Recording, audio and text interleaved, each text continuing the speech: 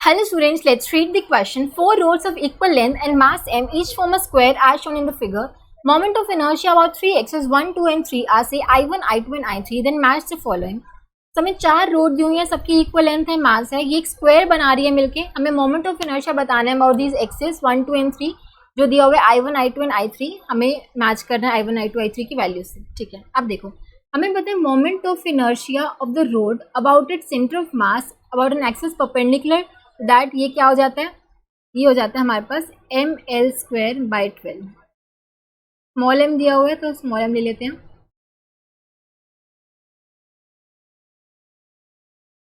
ठीक है, तो ये अबाउट इस एक्सिस के हो गए. अगर मैं अबाउट सेंटर निकालूं, about the centre perpendicular to its plane, ये क्या हो जाएगा ml²/12 प्लस में जिसका ये डिस्टेंस हो गया पैरेलल एक्सिस थ्योरम लगाएंगे यहाँ पे, ये हो जाएगा l/2, l साइड दी हुई है. ठीक है, तो ml²/2 प्लस में m इंटू में l/2 का स्क्वायर, तो ये हो जाएगा ml²/2 प्लस ml²/4. इसको ऐड करोगे तो ये आपका आएगा ml²/3. ठीक है, ये आ गया moment of inertia about O due to one rod. अगर चारों रोड की वजह से मुझे निकालना हो तो चार रोड की वजह से कंप्लीट सिस्टम की वजह से क्या हो जाएगा मोमेंट ऑफ इनर्शिया अबाउट ओ, ये हो जाएगा ml²/3 इंटू में 4, तो ये हो जाएगा 4 ml²/3. तो ये आ गया अबाउट ओ.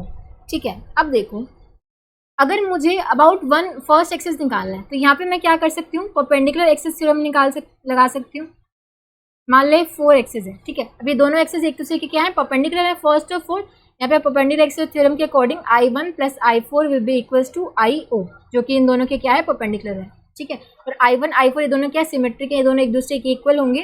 तो ये हो जाएगा 2I1 will be equals to IO. तो I1 की वैल्यू क्या हो जाएगी IO/2, तो हो जाएगा 2 ml²/3.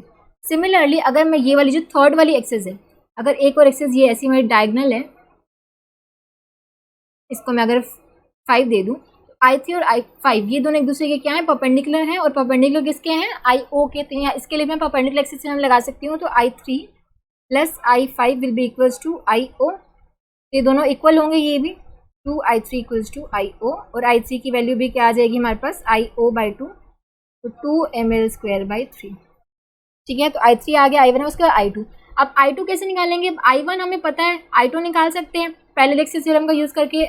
I2 क्या हो जाएगा I1 प्लस में पूरे सिस्टम का हमने moment of inertia about first axis निकाल लिया है. I1 प्लस में पैरेलल एक्सिस थ्योरम यहाँ पे यूज़ करेंगे तो पूरे सिस्टम का मास कितना हो जाएगा 4m, क्योंकि पूरे सिस्टम का मोमेंट ऑफ इनर्शिया अबाउट 1 है ना ये. तो यहाँ पे हर रोड का मास यहाँ पे इससे कितना हो जाएगा l/2. पूरे सिस्टम का मास 4m हो गया. और ये कितना डिस्टेंस है फर्स्ट एक्सिस का टू एक्सिस में जो डिस्टेंस है वो कितना है l/2. ठीक है, ठीक है, कई बार स्टूडेंट से गलती कर देते हैं, यहाँ पे m ले लेते हैं, लेकिन पूरे सिस्टम का मोमेंट ऑफ इनर्शिया है ना ये 1 के अबाउट. ठीक है, तो यहाँ पे पूरे सिस्टम का मास लेंगे अब. ठीक है, क्योंकि कितना डिस्टेंस हो गया l/2. तो I1 की वैल्यू कितनी थी हमारे पास 2 ml²/3, 2 ml²/3 प्लस में ये 4 कैंसिल हो जाएगा तो बचेगा ml², तो ये आ जाएगा 5 ml²/3.